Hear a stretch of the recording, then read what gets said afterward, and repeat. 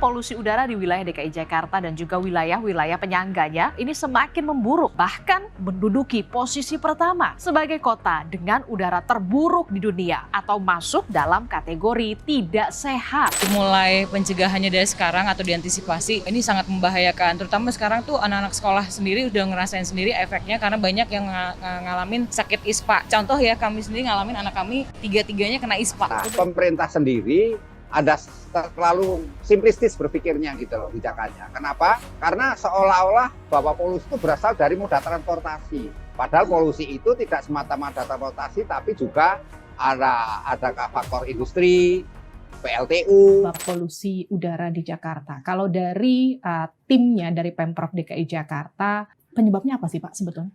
Ya namanya penyebabnya macam-macam. Dari kendaraan itu bisa roda 2, roda 4, bisa angkutan umum, bisa juga industri di Jakarta juga, industri di luar Jakarta banyak penyebabnya. Dan Pak Ibu Menteri Lingkungan Hidup sudah mengeluarkan keputusan bahwa Pemda DKI bersama Kementerian Lingkungan Hidup akan mendatangi, menelusuri tempat-tempat industri-industri yang diperkirakan menambah polusi.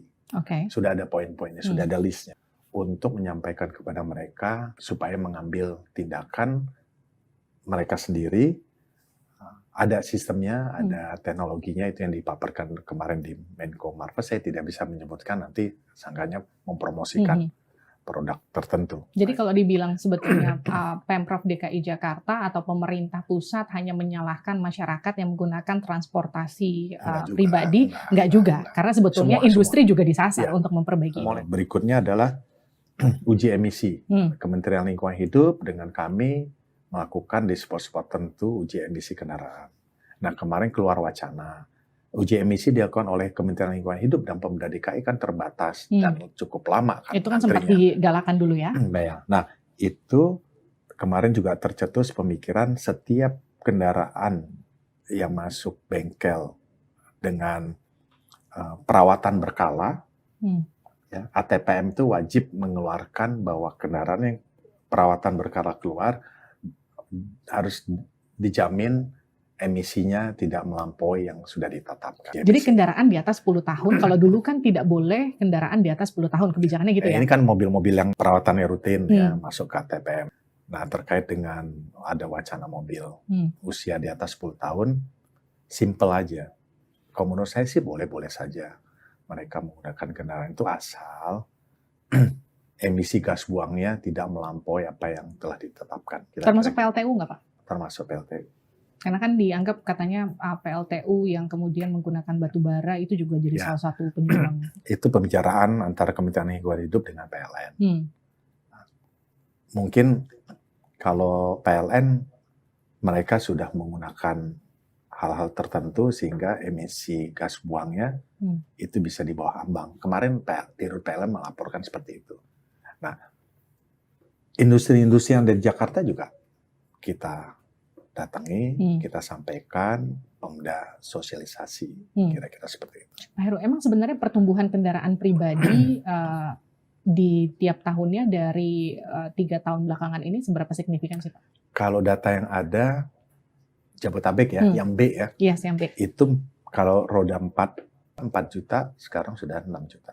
Oke, berarti kendaraan roda 2 tahun yang lalu 14 juta, sekarang 16, sekian juta.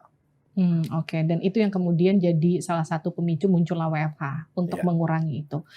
Kalau artinya gini, selain kita bicara soal WFH, kemudian sebelumnya juga sempat ada kebijakan masyarakat yang tadi menggunakan kendaraan pribadi ke kendaraan umum. Tadi kan Bapak sempat mention soal jumlah Transjakarta yang juga ditambah. Tapi kan masyarakat sekarang mikir gini, ini kalau tiba-tiba dari yang biasa bawa kendaraan pribadi disuruh bawa kendaraan umum, Transjakartanya udah siap belum? KRL-nya udah siap belum? Ini aku masa disuruh ubel-ubelan di dalam jubel-jubelan gitu Pak maksudnya. Gimana Pertama, tuh, Pak, jawabnya? Harus ada empati setiap individu. Berikutnya adalah pemerintah pusat kebetulan nanti di akhir Agustus dan di awal September sudah bisa beroperasi LRT. Ya, 2 LRT itu bisa beroperasi. Tentunya itu sangat membantu. Yang dari Bekasi, bayangkan yang dari Bekasi bisa sampai tengah kota bisa sampai Duku Atas, mereka menggunakan LRT, ya kan? Yang dari luar kota lebih jauh lagi, misalnya dari Bandung bisa naik kereta api cepat. Tapi LRT harganya masih mahal Pak katanya Pak. Ya mahal itu kan relatif. Demi kesehatan dan demi tidak kemacetan kan, kira-kira gitu. Nah, Jadi saya menyuarakan itu ya Pak, suara-suara netizen. itu nanti Pak. silakan lah, itu hak kita sebagai warga negara untuk menyampaikan bahwa itu mahal, ya silakan. Tapi DKI kan dari berapa tahun yang lalu belum naik-naik 3.500 dan tetap 3.500. Nah, terkait dengan tadi feeder, beban menangani transportasi tidak bisa Pemda DKI aja. Pemda yang lain juga harus membantu feeder-feeder itu. Oke. Saya rasa itu yang terbaik. Termasuk juga kan pemerintah pusat sudah menyediakan kan LRT. Nah, kami Transjakarta sudah menyiapkan. Oke. Kami tambah, tadi barusan saya dengan Pak Menteri Perhubungan meninjau lagi LRT, kami akan tambah feeder. Kami akan tambah Transjakarta, kami sudah hitung. Misalnya ada akan peningkatan di Duku Atas, ada peningkatan di Cikoko, Cawang. Nah, itu kami tambah. Nah, supaya nyaman. Tapi pemerintah Pemda yang lain ya harus juga mensupport. Contoh, ketika tuh kereta api LRT ada di stasiun Bekasi, tengah kota Bekasi harus ada feeder.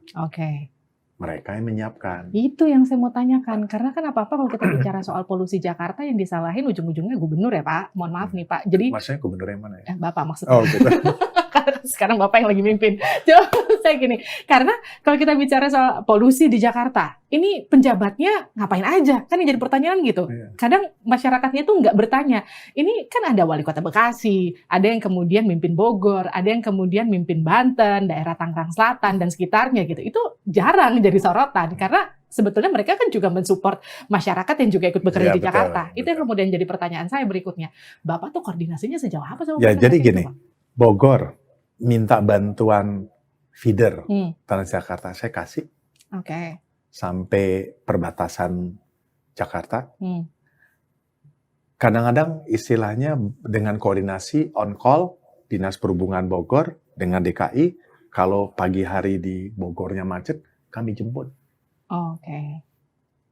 Masuk Jakarta. Kita sudah berbuat, ya kan? Semampu apa? Ya semampu Pemda DKI, Bogor.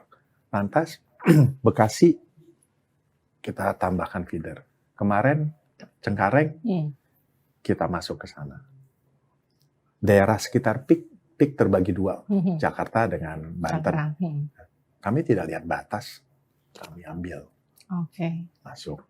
Supaya masyarakat yang bekerja di Jakarta itu nyaman, kami lakukan seperti itu.